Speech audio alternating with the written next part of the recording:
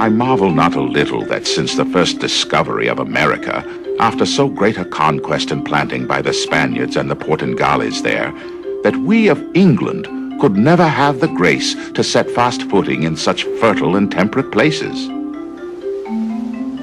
In 1584, Walter Raleigh, a brash, ambitious adventurer, embraced this challenge and launched a reconnaissance mission to an island off the coast of present-day North Carolina.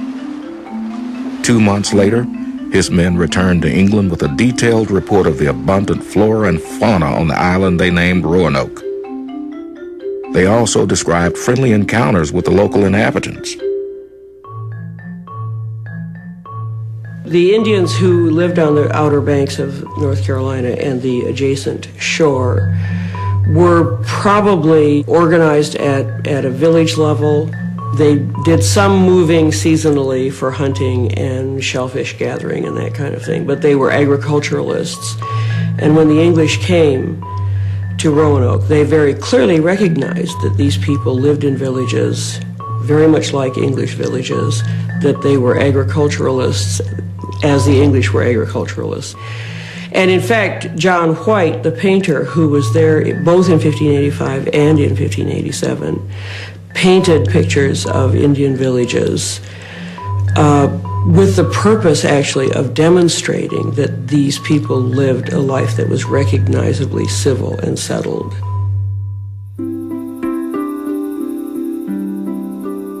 Encouraged by descriptions of life on Roanoke, Raleigh sought investors and recruited colonists to develop commercial farming operations in the New World. After confronting an array of hardships, John White, the leader of the expedition, returned to England to procure more provisions. But England was locked in mortal combat with Spain, and not until after the defeat of the Spanish Armada were resources available to bolster the colonial venture. White's return to Roanoke was delayed until 1590. The Outer Banks is a very treacherous place, so they anchored some distance away. They saw the smoke from fires and thought that the colonists were still there. We sounded with a trumpet and call, and afterwards many familiar English tunes and songs, and called to them friendly, but we had no answer. The next day, when they went to the island, they found that it was in fact a wildfire and that the colonists were gone. But they also found that the colonists had left in an orderly fashion. They had dismantled their houses and taken them with them. They had buried what they couldn't take. The colonists had left only one clue about their fate: the word Croatoan, the name of a nearby island carved in a tree. A storm was coming up, one of these great coastal hurricanes. The ship captain simply said, "We can't stay here." And so they never went to Croatoan to see whether the colonists were there. And I think it's highly possible that some of them were still alive when Jamestown was settled 20 years later. The English colonists at Jamestown may have looked a Roanoke colonist in the face and not recognized him or her, because I think they very likely melded in with the Indian population, so that they would have been Indians by 1607.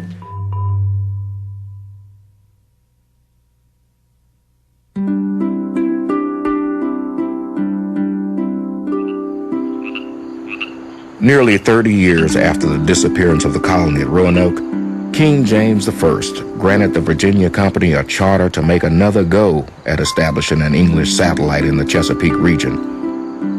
On May 13, 1607, the colonists settled on a small peninsula in the James River, about 60 miles from the mouth of Chesapeake Bay. The chief design of all parties concerned was to fetch away the treasure from thence, aiming more at sudden gain than to form any regular colony.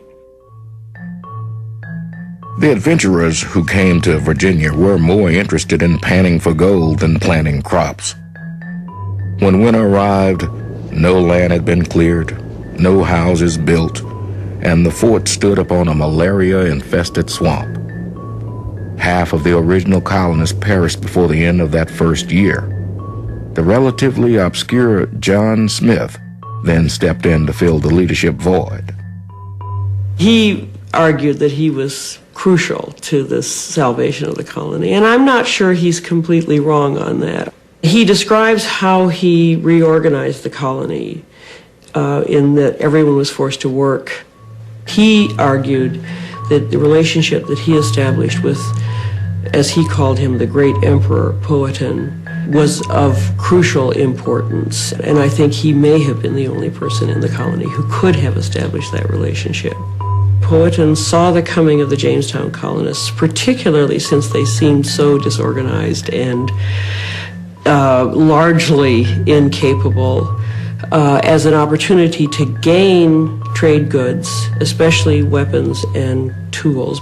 And he anticipated, I think, that Jamestown would remain a small military outpost, easily controllable by him, because the colonists were totally reliant on Indian supplies of food. But even after the Algonquins had come to the aid of the English, the colonists did not cease committing acts of aggression against the Indian people. Captain Smith, you are come to destroy my country, and so much affrighteth all my people as they dare not visit you. What will it avail you to take that by force you may quickly have by love, or to destroy them that provide you with food? The next winter, Jamestown came close to going the way of Roanoke. Only 60 of the original 500 settlers survived the winter of 1609, later called the Starving Time. Hunger drove men to dig up corpses from their graves and to eat them. Others licked up the blood that had fallen from their weaker fellows. One man, he killed his wife, salted her, and had eaten her before it was known. And whether she was better roasted or boiled, I know not. But such a dish as salted wife, I never heard of. After the first disastrous decade, the Virginia Company moved to reorganize the whole colonial enterprise. And what they do at that point is divide up the land, and they offer land to anybody who will come, 50 acres, after you've served your term of servitude. And that's something that you would never, ever have achieved in England. And everybody who imports someone, everybody who pays someone's passage gets 50 acres. And so the genius of this scheme, if I may put it that way, is that they tie ownership of the land, either as an investor or as a colonist, to actually putting labor on that land.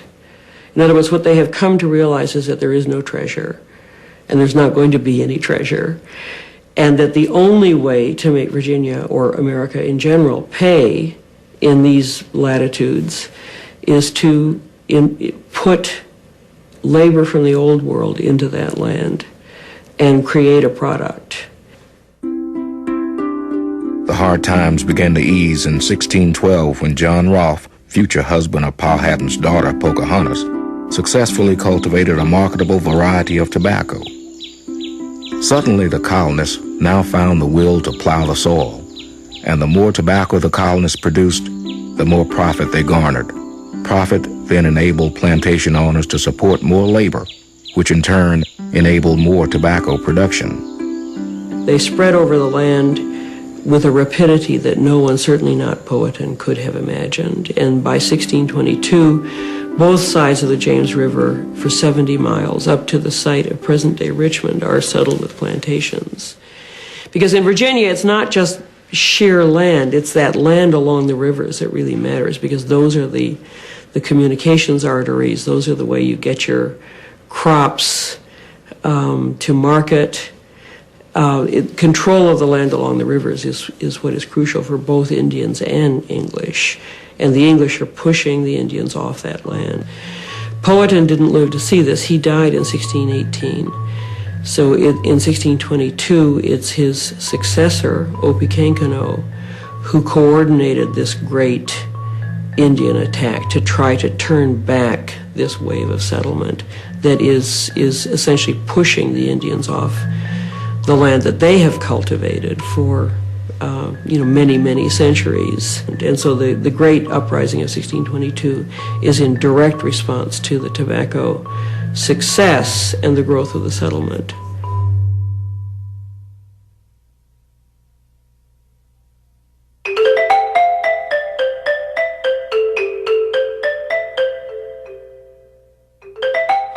In ancient times, when the land grew barren, the Great Spirit sent forth a woman to save the people from starvation. She traveled the world, and where her right hand touched the soil, potatoes took root. Where her left hand touched the soil, corn sprang up. When the world was once again rich and fertile, she sat down to rest. And when she rose again, tobacco grew thereafter.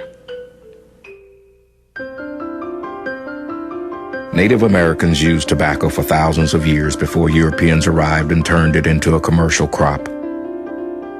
By 1620, the annual tobacco yield in the Chesapeake was up to 60,000 pounds. By 1640, over 1 million, and by the end of the century, 35 million pounds. It became, quite literally, a cash crop. Tobacco was used to help finance the Revolutionary War, serving as collateral for loans from France. After the Civil War, cigarettes became more prevalent, surpassing cigars and chewing tobacco during World War I. During World War II, American GIs received cigarettes with their daily food rations. But tobacco had its detractors even early on. Smoking is a custom loathsome to the eye, hateful to the nose, harmful to the brain, dangerous to the lungs, and in the black, stinking fume thereof, nearest resembling the horrible smoke of the pit that is bottomless. In the second half of the 20th century, smoking came under attack. Tobacco was linked to cancer and other diseases, and lawsuits against the industry giants proliferated. But at the dawn of the 21st century, Marlboro still continues to compete for the spot as the best-selling brand name product in the world.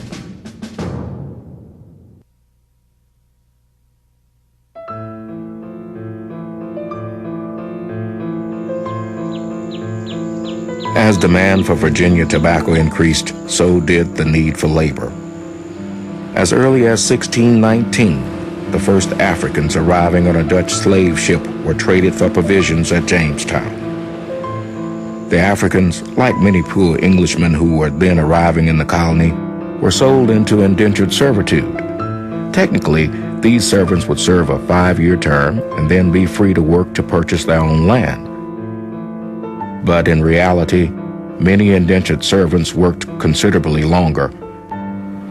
At the time that these Africans arrived in Virginia, Virginia had not decided to establish a slave society. It was going to be an English society, and they preferred people from England, even over other Europeans. But once Africans arrived, eventually they were viewed as a source of labor. Among the first Africans brought to North America was a man whom his Portuguese captors called Antonio. When he arrived in Jamestown in 1621, slavery did not yet exist in the colony. Thus, he became an indentured servant and was given an English name, Anthony Johnson. In 1625, Johnson married the only African woman residing on the plantation where he worked. After 20 years of servitude, Anthony Johnson finally purchased his freedom. By sponsoring 5 indentured servants from England, he then acquired his own 250-acre tobacco farm. Anthony Johnson prospered as an independent tobacco farmer in Virginia, yet at the same time, attitudes toward Africans in the region were changing. Sensing trouble, Johnson began to sell off parcels of his land to various white settlers. In 1664, the Johnson family moved to Somerset, Maryland, where they rented land and continued to farm. Farming in Maryland was successful from the start. Farmers produced a surplus of grain their first year and sent it to markets in New England. They then quickly moved into tobacco production. Soon, life in Maryland revolved around tobacco, as it did in Virginia. Everyone smokes while working or idling.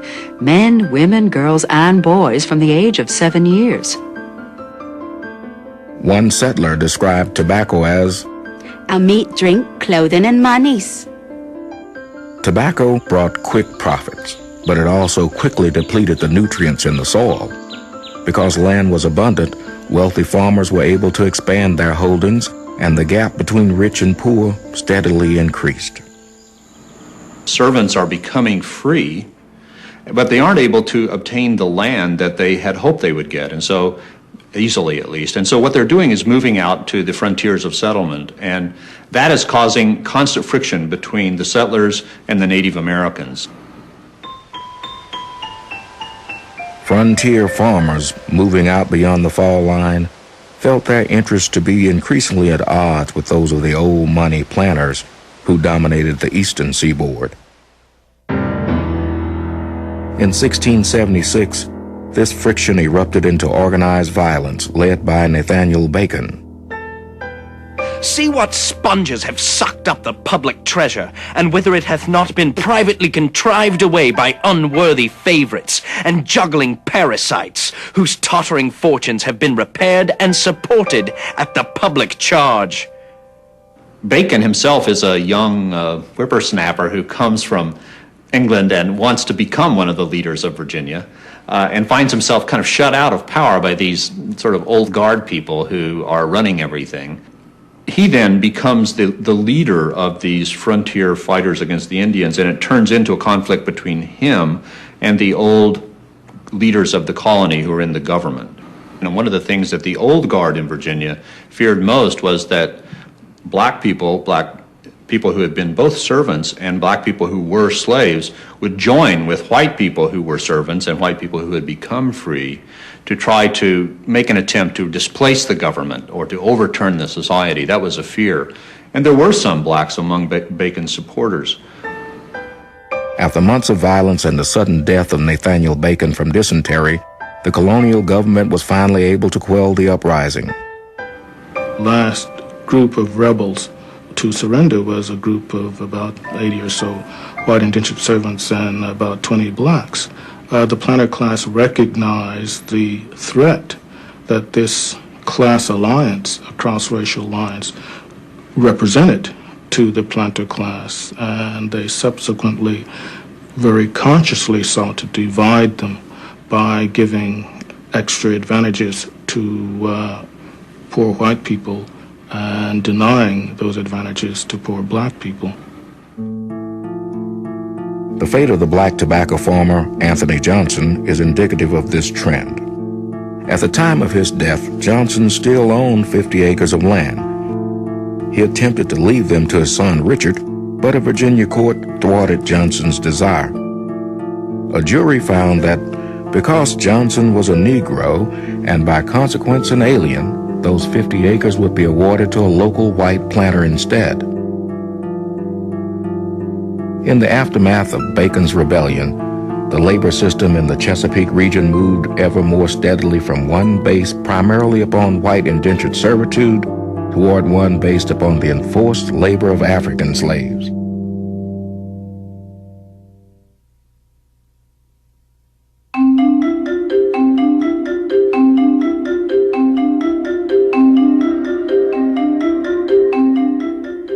Sugar cravings were as pronounced in 17th century England as they are in America today.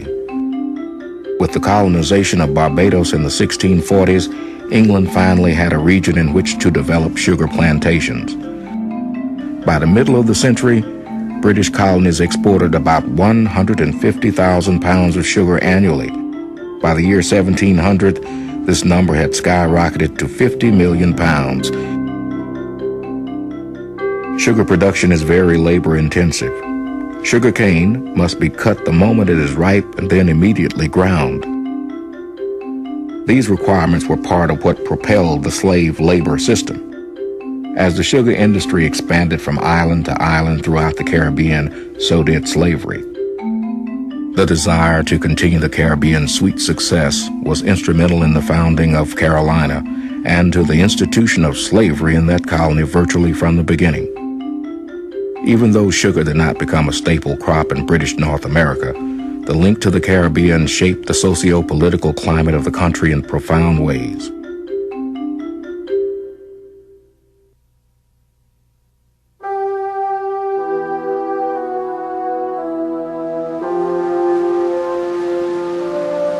In August of 1669, an English sailor, John Coming, boarded a vessel called the Carolina as first mate. During the voyage, he married one of the passengers, Afra Halston, another would-be immigrant to America. The Carolina sailed from Britain to Barbados, where more supplies and passengers entered the ship. In March of 1670, the ship's occupants finally came ashore near what was soon to become Charlestown, South Carolina. Charleston is at the confluence of two rivers and at the apex of a very deep, very desirable harbor, and a harbor that could be aptly defended from several points. The community was affected by a sort of trade as well as a link between the Caribbean and Charleston in terms of governance, in terms of the setting up of its religious and political and social institutions. The families who were connected to Barbados had the greatest influence probably in the very beginning. Shortly after settling in North America, John Coming was promoted to captain. For a number of years, he earned his living shuttling cargo among South Carolina, England, and Barbados. Most likely, beneath the decks of his ship, John Coming often carried captive Africans, for the English settlers began importing slaves from Virginia and Barbados within 3 months of their arrival. The English lords who were given South Carolina as a proprietorship tried to attract Englishmen from Barbados, where a system of slavery had already developed. And so they made provisions for increasing land grants to people who brought slaves with them. John and Afra Coming acquired land and around 1680 their first slaves. In 1695, after 25 years of marriage, John Coming died without an heir. He left his immense 740-acre estate known as Cummings Tea, as well as all of his chattels, to his wife Afra. After Afra Cummings' death in 1698, the Cummings Tea plantation was passed on to Elias Ball, John Cummings' English nephew. Over the years, the Ball's holdings grew into a small empire that would last until the Civil War.